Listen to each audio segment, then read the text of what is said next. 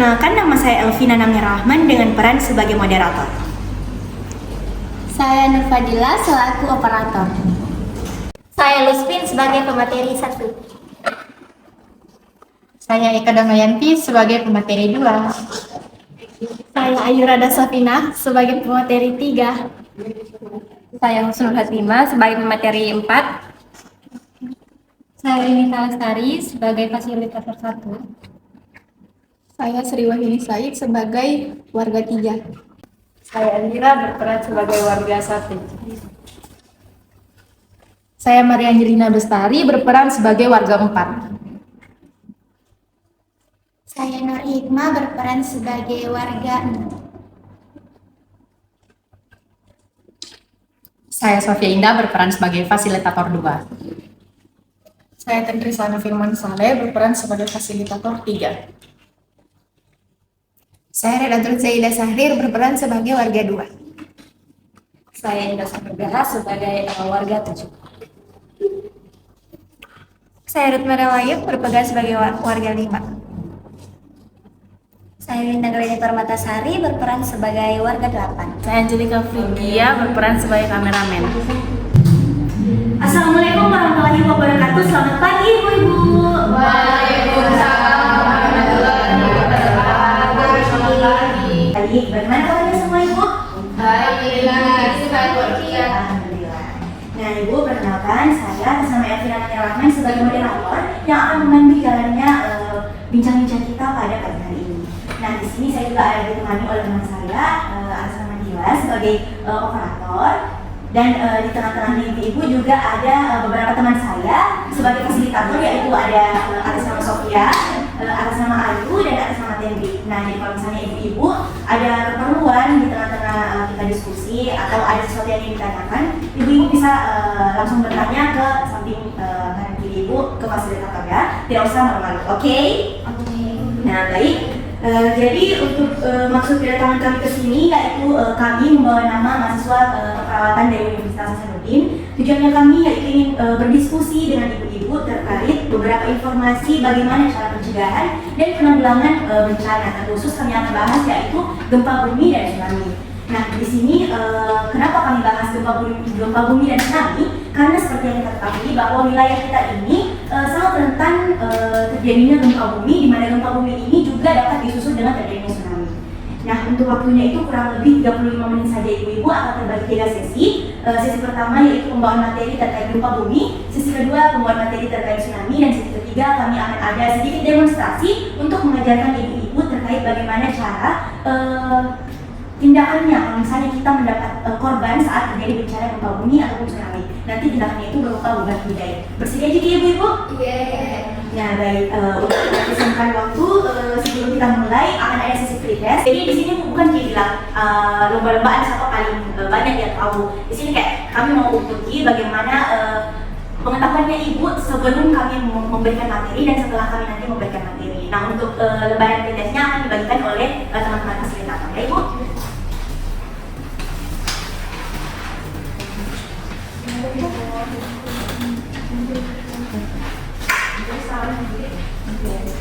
Nah ibu-ibu silahkan dituliskan nama dan umurnya ya. Nah ibu-ibu apakah sudah selesai isi lembarannya?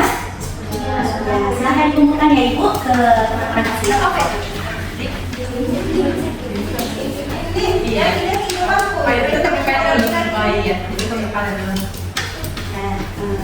Karena dikarenakan semuanya sudah selesai mengisi pre-test, kita akan langsung saja masuk ke sesi pertama, yaitu pemaparan materi terkait dari gempa bumi. Nah untuk pemaparan materi ini akan dibawakan oleh kedua teman saya yang sebentar lagi akan memperkenalkan dirinya. Kepada pemateri saya persilakan. Iya, Assalamualaikum warahmatullahi wabarakatuh dan selamat pagi ibu semua. Waalaikumsalam warahmatullahi wabarakatuh. Iya, pada saat ini kami berdua adalah pemateri pertama untuk membawakan materi tentang gempa bumi. Namun sebelum itu izinkan kami untuk memperkenalkan diri. Nama saya Luspin dan rekan saya saudari Eka Damayanti. Baiklah, mungkin ibu-ibu semua sudah sering mendengar tentang gempa bumi, baik itu melihat di televisi atau mungkin sering cerita dengan tetangganya tentang gempa bumi. Nah, kenapa kami bawakan materi tentang gempa bumi? Karena ternyata wilayah kita ini adalah wilayah yang sangat berpotensi untuk terkena gempa bumi. Oleh karena itu, sebelum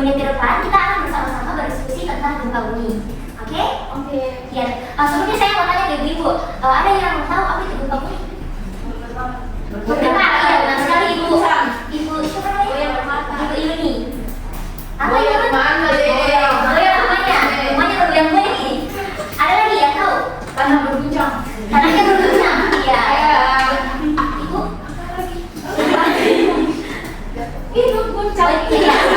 Jadi benar sekali ya, berguncang, tangan rumahnya bergoyang-goyang. Apa ini?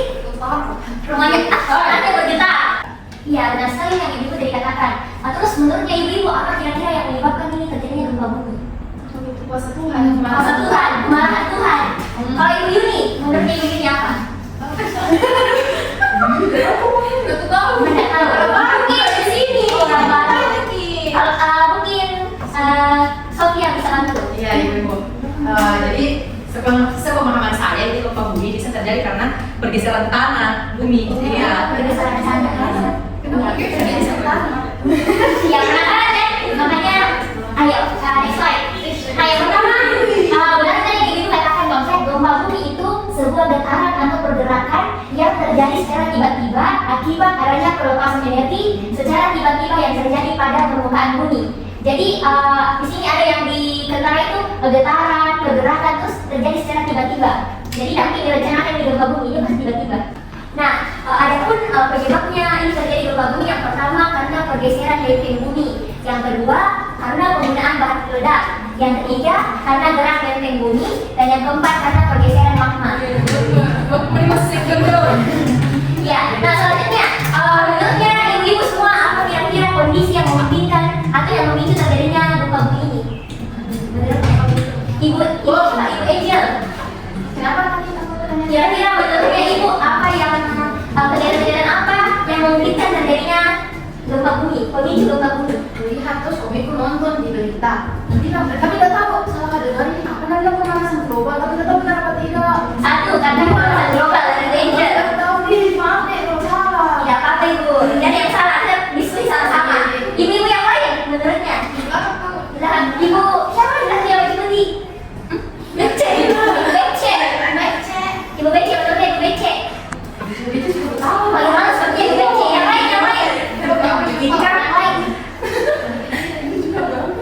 Bom, menurutnya ibu siapa? Ibu Misha. Ibu karena bom. Begitu. Next tahun apa? Nah, jadi berdasarkan Badan Penanggulangan Bencana Daerah, dikatakan bahwa faktor resiko terjadinya gempa bumi ini yang pertama karena proses tektonik yang dikarenakan adanya pergerakan lempeng atau kulit bumi. Nah, yang kedua karena aktivitas gunung berapi. Yang ketiga karena aktivitas sesar yang terjadi di permukaan bumi. Terus yang keempat karena adanya ledakan nuklir. Dan yang terakhir karena adanya pergerakan geomorfologi secara lokal seperti ada runtuhan tanah. Nah, itu beda dong longsor sama runtuhan tanah. Iya. Nah selanjutnya sekarang giliran kakak Eka yang jelaskan, mana saudari Eka? Baik ibu-ibu sekalian, selanjutnya untuk materinya. Jadi apakah ibu-ibu sekalian ada yang tahu apa pencegahan dari gempa bumi? Rajin sholat. Tidak. Dan berdoa. Apa lagi? Tanam pohon. Ya, itu salah satu caranya. Bagus buat air mata. Bangunannya. Ya, beragam sekali jawaban dari ibu-ibu sekalian. Jadi langsung saja next. Ya, adapun cara pencegahan atau mitigasi dari gempa bumi itu ada 14 cara yang bisa kita lakukan. Nah, yang pertama itu ada menjaga kelestarian lingkungan, yang kedua tidak merusak hutan, itu kayak pengembangan dia itu harus kita lakukan. Kemudian yang ketiga itu tidak merusak alam sehingga keseimbangan alam itu bisa selalu terjaga. Kemudian yang selanjutnya itu seperti yang dibilang oleh Ibu tadi, bangunan yang harus dibangun itu harus konstruksinya itu harus tahan getaran atau tahan gempa, apalagi di daerah kita ini yang rawan terjadi gempa. Kemudian yang selanjutnya itu ada perkuatan bangunan dengan mengikuti standar kualitas bangunan. Kemudian yang keenam itu ada pembangunan fasilitas umum dengan standar kualitas yang tinggi. Kemudian yang ketujuh ada perkuatan bangunan-bangunan vital yang sudah ada. Kemudian yang kedelapan merencanakan penempatan pemukiman untuk mengurangi tingkat kepadatan hunian di daerah yang rawan gempa. Kemudian yang kesembilan ada zonasi daerah rawan gempa bumi dan pengaturan penggunaan lahan. Yang ke-10 ada pendidikan dan penyuluhan kepada masyarakat tentang bahaya gempa bumi, kemudian cara-cara penyelamatan diri jika terjadi gempa bumi, seperti yang kita lakukan pada saat ini. Kemudian yang ke-11, ikut serta dalam pelatihan program upaya penyelamatan, waspadaan masyarakat serta terhadap kewaspadaan masyarakat terhadap gempa bumi, kemudian pelatihan pemadam kebakaran dan pertolongan pertama. Itu juga nanti akan kita lakukan di sesi akhir. Kemudian yang ke-12 ada persiapan alat pemadam kebakaran, peralatan perlindungan masyarakat lainnya. Kemudian yang ke-13 ada rencana kontingensi atau kedaruratan untuk melatih anggota keluarga dalam menghadapi gempa bumi. Kemudian yang terakhir ada pembentukan kelompok aksi penyelamatan bencana dengan pelatihan pemadam kebakaran dan pertolongan pertama. Nah itu tadi itu beberapa cara yang bisa kita lakukan untuk mengatasi gempa bumi ini. Kemudian yang selanjutnya, menurut Ibu bagaimana pelaksanaan untuk gempa bumi ini? Kira-kira apa yang bisa kita lakukan misalnya sebelum terjadi gempa bumi, pada saat terjadi gempa bumi dan setelah terjadi gempa bumi? Kira-kira apa yang bisa kita lakukan? Lari, sembunyi diri. sembunyi di bawah kolong. Ya, Tidak. itu yang bisa kita lakukan yang pada saat terjadi gempa bumi. Nah, gimana? Masih ada lagi? Mungkin bisa kita langsung ke pembahasannya. Nah, ini beberapa cara pelaksanaan jika terjadi gempa bumi. Itu ada 3 tahap. Yang pertama itu prabencana atau sebelum terjadi bencana, kemudian saat bencana dan pasca bencana. Nah, tahap pertama yaitu prabencana. Kita bisa menyiapkan rencana untuk menyelamatkan diri apabila gempa bumi terjadi. Kemudian bisa kita juga siapkan alat pemadam kebakaran, alat kesehatan yang standar, alat kesehatan yang memenuhi standar yang dapat melindungi diri dari bahaya gempa bumi dan persediaan obat-obatan. Kemudian yang terakhir itu ada memperhatikan daerah rawan bencana gempa bumi dan aturan tentang penggunaan lahan yang telah ditetapkan oleh pemerintah. Kemudian tahap yang kedua itu pada saat terjadinya gempa bumi. Nah yang pertama itu berusaha untuk tetap tenang dan jangan panik jika terjadi gempa bumi. Kemudian selama terjadi gempa bumi kita lakukan upaya keselamatan diri dengan cara mencari tempat berlindung seperti di bawah meja seperti yang dikatakan Ibu tadi. Kemudian kita berlindung di bawah meja untuk menghindari runtuhan, bangunan atau benda-benda. Kemudian apabila kita berada di bangunan yang memiliki petugas keamanan, kita ikuti instruksi evakuasi dari petugas tersebut. Kemudian yang terakhir, apabila mendapat peringatan dini tentang bahaya tsunami dan gempa bumi, kita segera lakukan evakuasi ke tempat yang lebih tinggi. Kemudian tahap yang terakhir yaitu tahap pasca bencana atau apa yang kita harus kita lakukan jika sudah terjadi gempa bumi. Yang pertama harus kita tetap waspada dan berjaga-jaga jika terdapat gempa bumi susulan. Yang selanjutnya ketika masih berada di dalam bangunan, kita segera lakukan evakuasi diri setelah gempa bumi itu berhenti. Kemudian tetap perhatikan reruntuhan maupun benda-benda yang membahayakan saat evakuasi. Kemudian periksa dan matikan sumber listrik yang dapat berpotensi terjadinya kebakaran. Nah, Ibu terus tadi terkait materi terkait gempa bumi. Untuk ibu-ibu yang memiliki pertanyaan atau yang perlu diklarifikasi selamat bertanya. Jadi saya kembalikan ke moderator. Nah, baik ibu-ibu, tadi teman saya Lusfin dan Eka sudah membawakan materi terkait dengan gempa bumi. Mungkin bisa kita berikan yang pertama.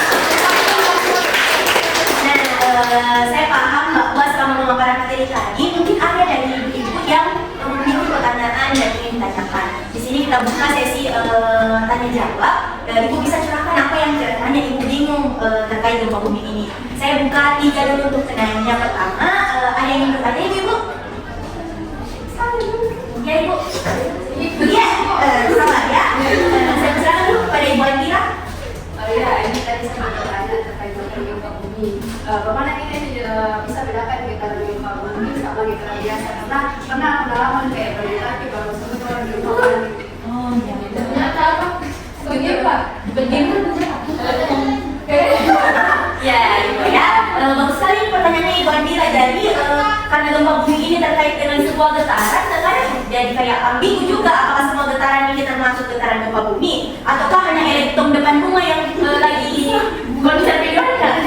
Oke, bagus ibu ya. Nah, pertanyaan kedua saya persilakan kepada saya. Ya, dia pesan. Iya, benar. Kan itu kan di situ tadi bilang mana itu ada tadi bilang kalau dia buka keluar ki, gimana kalau tidak suka keluar dari rumah pak? Apa ini? Tinggal begitu saja. Bagus sekali pertanyaannya ibu. Jadi Ibu Ica ini bertanya terkait kalau misalnya kita tidak sempat untuk keluar, lantas apakah berdiam diri saja bertawakal kepada Tuhan? Nah, akan dijawab nanti oleh kakak materi ya. Pertanyaan terakhir akan saya saran kepada Ibu Uni. Kan kita ini tinggal di pesisir pantai. Misalnya gempa bumi, betulkah bakalan berpotensi untuk tsunami? Nah, bagus sekali pertanyaan ini Bu Yuni. Jadi Ibu Yuni ini sudah mengarah sedikit terkait kenapa sih sebentar sesi dulu kami bahas terkait gempa bumi. Ada alasannya. Nah, jadi untuk 3 pertanyaan tadi saya akan serahkan kepada kakak pemateri untuk menjawab. Iya, terima kasih sudah banyak Ibu. Pertanyaan yang sangat-sangat luar biasa. Pertama kita sama-sama jawab dulu pertanyaan dari Ibu. Siapa yang menyebut? Baca C.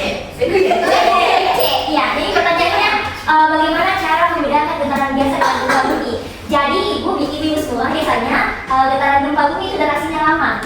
Dia terus-menerus gitu, tidak sebentar, tidak sejati. Sedangkan getaran biasa itu durasinya lebih cepat. Ya, itu simpelnya itu. Oh ya, baik. Nah, jadi simpelnya tadi ini kakak materi menjelaskan bahwa kalau gempa bumi itu getaran memang kayak khas, jadi intensitasnya itu dalam durasi yang lama dan memang getarannya itu agak kuat ya, kayak beda sih dengan getarannya dari tong depan rumah. Jadi biasa itu kalau misalnya ada orang mempanci dari tong depan rumah itu mungkin akan bergetar juga, ada yang nggak rasa, tapi sebentar sih kayak pas kita tengok ke depan, oh ada acara nanti nih, dan kayak getarannya pun tidak sekuat intensitas dari getaran gempa bumi. Nah, untuk pertanyaan kedua, bagaimana nih jika misalnya terjadi gempa bumi, terus jika kita tidak sempat keluar dari rumah? Jadi caranya itu, kita ambil posisi ke dekat tembok atau dinding, terus kita mengambil posisi terlungkup. Nah, tujuan posisi terlungkup ini, jika misal atap atau plafon rumah terjatuh, itu tidak langsung kena kita, tapi dia ke tembok dulu lalu jatuh ke bawah. Sujud gitu? Iya, seperti sujud. Baik, itu dari pertanyaan itu tadi jawaban untuk pertanyaan kedua. Pertanyaan ketiga mungkin saya Tadi pertanyaan ketiga dari Ibu Yuni kan terkait gempa bumi dengan tsunami. Apakah gempa bumi bisa menyebabkan tsunami? Nah, betul sekali pertanyaannya, gempa bumi memang bisa menyebabkan tsunami. Apalagi jika getaran dari gempa bumi ini terasa sangat kuat yang bisa menyebabkan sampai kita tidak bisa berdiri. Kemudian apabila durasinya lama lebih dari 1 menit dan lokasi dari gempa bumi ini di dasar laut yang kedalaman itu kurang dari 40 km. Nah, untuk yang harus kita lakukan sendiri yaitu kita harus mengetahui lokasi strategis dari tempat kita berada, lokasi terdekat. Kemudian untuk perlengkapan siaganya itu harus kita siapkan memang dan harus kita letakkan di lokasi yang strategis yang cepat dan mudah dijangkau. Nah, untuk penjelasan lebih lanjutnya nanti akan dijelaskan di sesi kedua mengenai materi tsunami. Ini saja yang bisa disampaikan. Ya, baik, itulah tadi jawaban untuk pertanyaan dari Ibu Yuni. Nah, kita sudah sama-sama menyimak terkait materi dari gempa bumi dari saudari Eka dan saudari Lutfi. Kita juga sudah sama-sama menjawab pertanyaan dari ibu-ibu. Bagaimana ibu-ibu sudah paham atau ada hal lain lagi yang ingin dipertanyakan? Oh ya, Adi. Nah, sepertinya ibu-ibu ini juga sudah tidak sabar untuk berpindah ke materi tsunami. Kita berikan tangan untuk ibu-ibu dan untuk mengefisienkan waktu ibu-ibu, kita langsung beranjak saja ke sesi kedua, yaitu pemaparan terkait materi tsunami. Kepada pemateri saya persilakan. Nah, assalamualaikum ibu-ibu semua. Jadi perkenalkan, nama saya Ayu Rada Sabina dan ini rekan saya namanya Husna Fatimah. Kami di sini sebagai pemateri sesi kedua pada hari ini. Bagaimana ibu-ibu semua? Apakah masih semangat menerima materi selanjutnya? Ibu-ibu sekalian masih semangat ya? Jadi sesuai dengan yang dijelaskan oleh rekan saya yang membawa dari tadi bahwa gempa bumi jika terjadi bisa juga menimbulkan tsunami. Nah, sekarang saya dan rekan saya akan menjelaskan terkait tsunami. Nah, sebelum kita masuk ke materi, ibu saya masih bertanya, ibu pasti sudah tidak asing nih dengan kata tsunami. Ibu siapa di sini yang tahu apa sih itu tsunami? Air tinggi, cepat air. Nah, selain dari pengertian, ibu tahu tidak sih apa penyebab terjadinya tsunami? Meteor jatuh ke bumi. Ada lagi ibu? Nah, kalau sudah tidak ada, langsung saja kita ke materinya. Yang pertama, tentu saja ibu, pengertian dari tsunami itu adalah gelombang yang terjadi secara cepat dengan kecepatannya itu lebih dari 900 km per jam. Bisa bayangkan secepat apa itu? Nah, ada kemudian dari tsunami seperti yang sudah disebutkan tadi ibu tadi. Yang pertama itu ada gempa bumi yang berpusat di dasar laut. Yang kedua ada letusan gunung api di bawah laut. Yang ketiga bisa juga terjadi longsor bawah laut. Dan yang terakhir yaitu betul yang tadi hantaman meteor yang jatuh di bawah laut. Nah, selanjutnya nih ibu, ibu tahu tidak sih kondisi atau keadaan seperti apa yang memungkinkan terjadinya tsunami? Oh ya, ulang menjadi tidak tahu tidak apa? Gempa hujan tadi dan kapan? Tidak ada ini apa yang pantai? Waduh.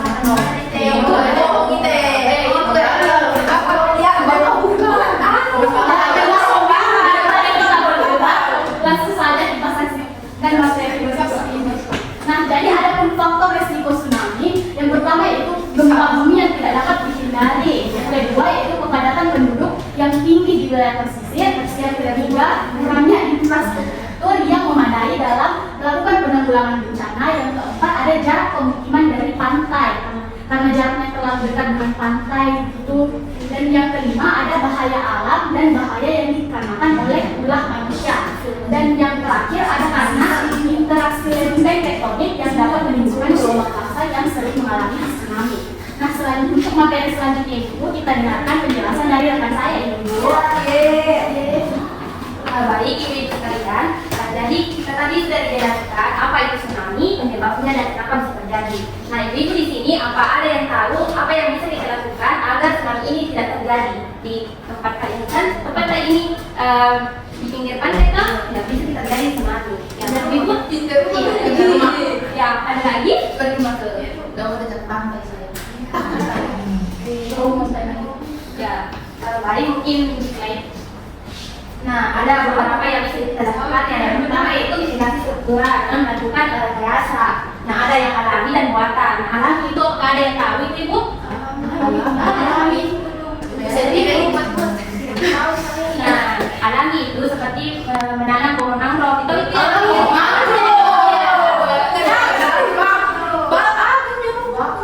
Nah, yang buatan itu dengan membuat panggul di pinggir pantai, pakai gelombangnya itu Jangan sekali di sini. ya, betul. Nah, yang struktural itu membuat kebijakan-kebijakan mengikuti aktivitas manusia. Nah, ini beberapa kebijakan yang kita buat itu pertama tentang penelahan. Nah, tidak menggunakan pesisir pantai sebagai perumahan seperti itu. Dan kedua itu membuat kebijakan standarisasi bangunan, tidak terlalu tinggi dan tidak terlalu rendah, dan membuat potensi bencana tsunami dan eksplorasi dan kegiatan perekonomian masyarakat pesisir, dan mengembangkan upaya mitigasi bahaya tsunami dan sistem peringatan dini bahaya tsunami. Nah, ibu di sini tahu tidak apa yang kita lakukan jika terjadi tsunami?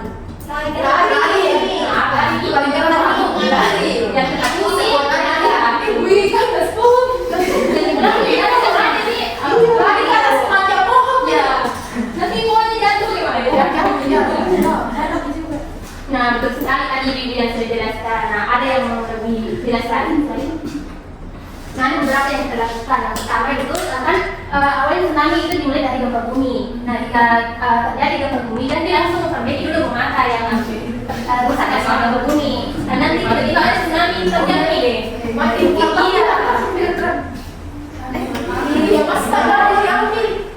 Nah, yang kedua itu jika berada tidak dalam rumah tapi tenang dan segera arahkan keluarga ke tempat yang lebih tinggi seperti yang tadi dijelaskan. Bila terjadi tsunami pasti ke gunung yang tinggi atau tempat yang tinggi. Dan yang ketiga itu nah, kejadian sumber yang bisa menimbulkan tsunami, jadi harus dengan siren dari pemerintah ya. Dan yang kelima, dan kembali ke sampai kondisi dinyatakan aman oleh pihak berwenang. Dan dulu cari anggota keluarga atau pacar jadi carikan ini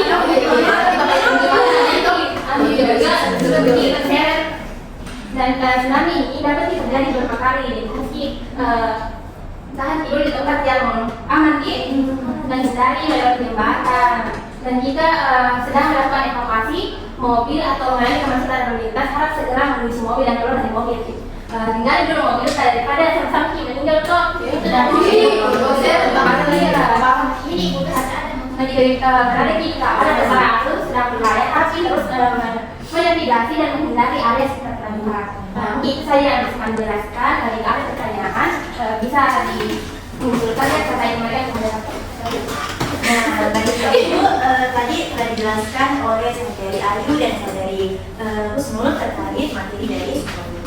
Nah, kembali lagi, mungkin ada beberapa ibu yang ada kebingungannya terkait materi tsunami ini. Boleh untuk disampaikan sekarang. Ada yang bertanya? Ada yang bertanya? Ya.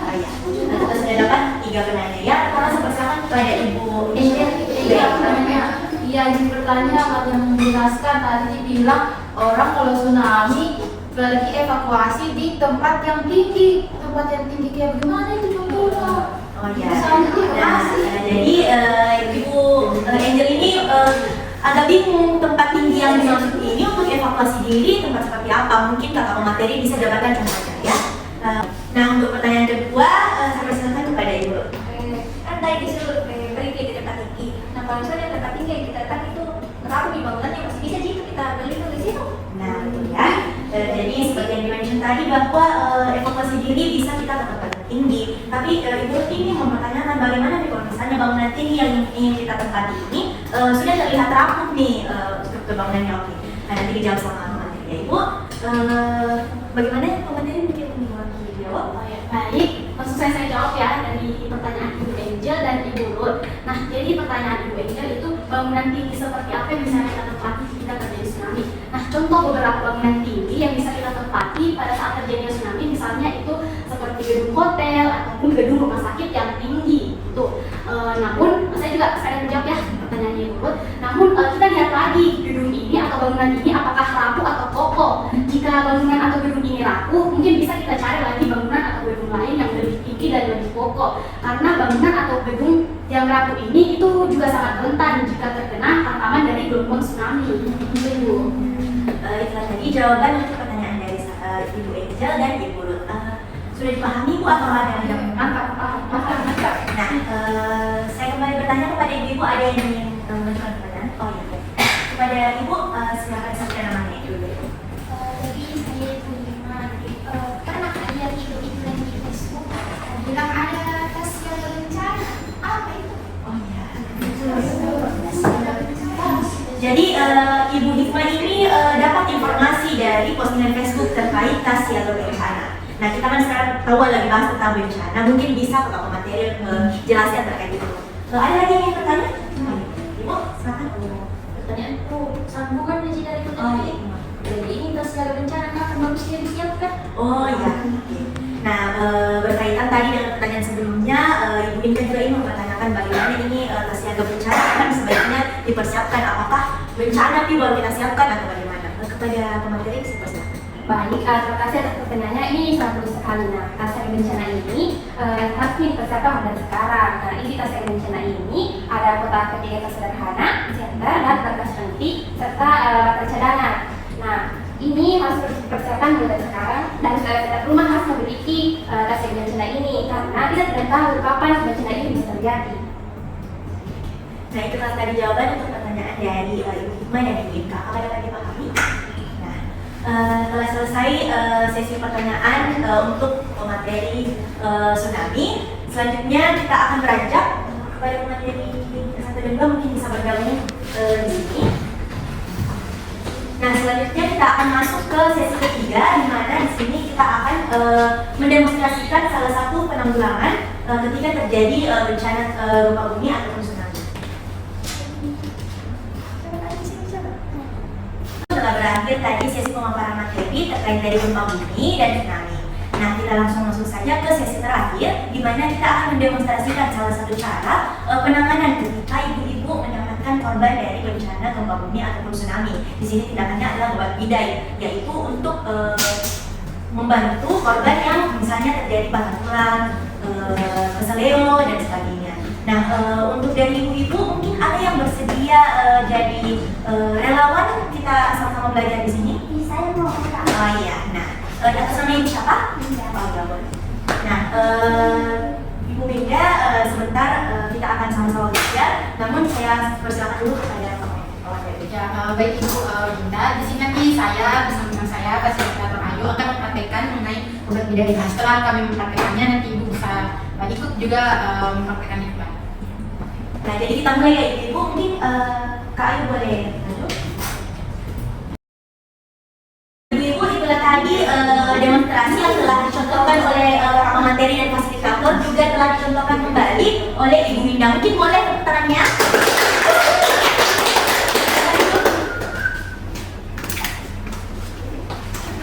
Nah, baik. Nah, ibu-ibu, tadi kita sudah sama-sama menyimak demonstrasi yang telah dicontohkan oleh para pemateri, fasilitator, dan juga Ibu Winda. Bagaimana ibu-ibu sudah dapat dipahami terkait tindakan obat bidainya? Iya, sudah paham, saya mengerti. Oh iya, betul. Ternyata penting sekali ini diketahui, apalagi nanti kalau ada keluarga terjadi korban, jadi bisa kita tolong. Betul sekali Ibu Winda. Nah, seperti yang Ibu Winda bilang, jadi tindakan tadi itu kan termasuk salah satu tindakan yang bisa kita lakukan untuk menolong kalau misalnya ada korban bencana dari bencana gempa bumi atau tsunami.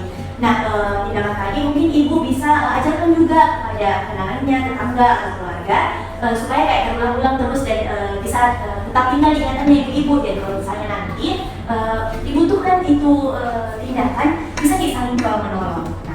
Sebelum kita tutup, mungkin saya akan sangat hargai sekali kalau misalnya ada dari ibu-ibu yang bersedia mengulang kembali apa yang sudah ibu pelajari dari pagi tadi. Kita mulai dengan materi gempa bumi sampai tadi sesi terakhir kita akhiri dengan demonstrasi terkait tindakan debat budaya. Ada yang bersedia ibu? Saya juga mau. Ya. Bagus sekali ya, Ibu Ica dan Ibu Angel mau memaparkan di depan Ibu atau mau di situ saja? Di sini semua ada. Iya, tidak apa-apa Ibu. Mungkin kita bisa mulai dari Ibu. Jadi yang saya pahami itu tadi Indonesia kan ini tuh tempat negara ketiga dari gempa bumi. Belum lagi di sini di daerah atas, selain gempa bumi juga dekat sama pantai. Jadi gempa bumi Tommy, tsunami Tommy juga lagi. Jadi bisa beda disiapkan itu tadi yang tas siaga bencana kah apa namanya?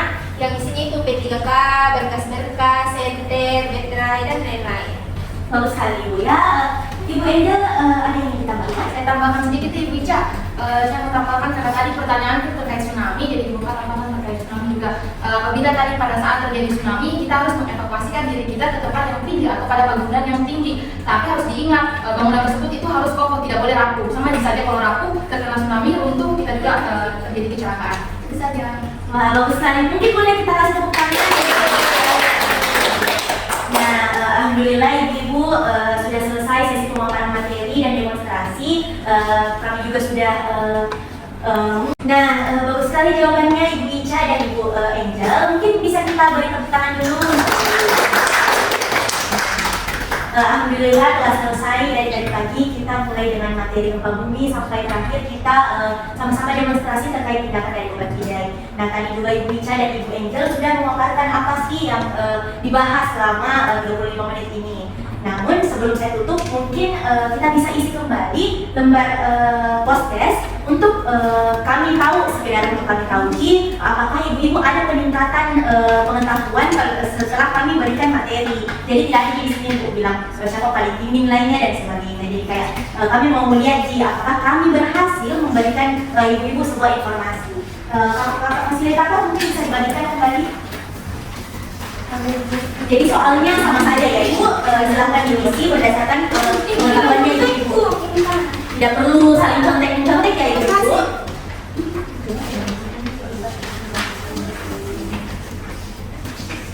Nah Ibu, apakah sudah selesai semua mengisi postesnya? Kalau sudah selesai, boleh mungkin langsung dikumpulkan kembali ke kakak fasilitator yang ada di sana.